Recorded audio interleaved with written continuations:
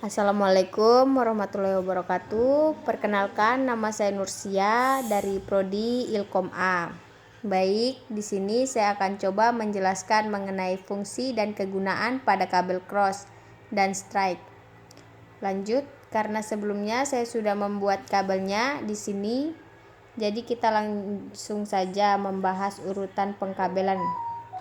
Pertama yaitu strike. Baik, sebelum kita masuk pada fungsi dan kegunaan kabel strike, kita harus tahu apa yang dimaksud dengan kabel strike. Kabel strike ialah mode kabel yang digunakan untuk menghubungkan dua buah device yang berbeda, sedangkan kabel cross yaitu kabel yang digunakan menghubungkan switch dengan switch dan hubung ke hub.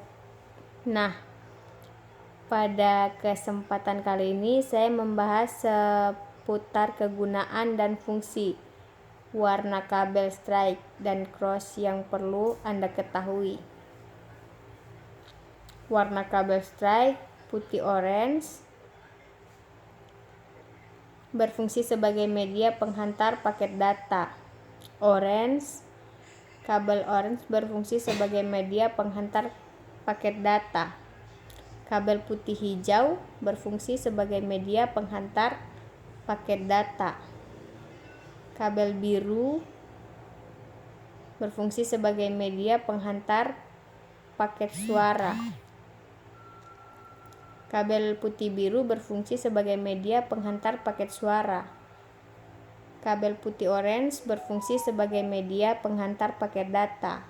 Kabel putih coklat berfungsi sebagai media penghantar tegangan DC. Kabel coklat berfungsi sebagai media penghantar tegangan DC. Kegunaan kabel strike: menghubungkan perangkat komputer ke port hub, menghubungkan komputer ke port LAN, menghubungkan port WAN route ke port LAN modem. Fungsi warna kabel cross: kabel putih hijau berfungsi sebagai media penghantar paket data.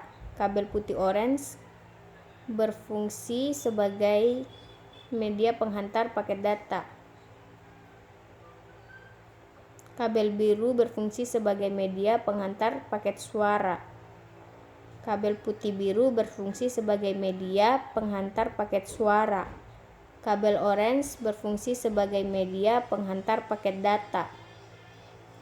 Kabel putih coklat berfungsi sebagai media penghantar tegangan DC. Kabel coklat berfungsi sebagai media penghantar tegangan DC. Kegunaan kabel cross: dapat menghubungkan dua komputer sekaligus, dapat menghubungkan port LAN route ke port normal switch atau hub, dapat menghubungkan dua switch hub tanpa port normal. Nah, mungkin itu saja yang dapat saya jelaskan.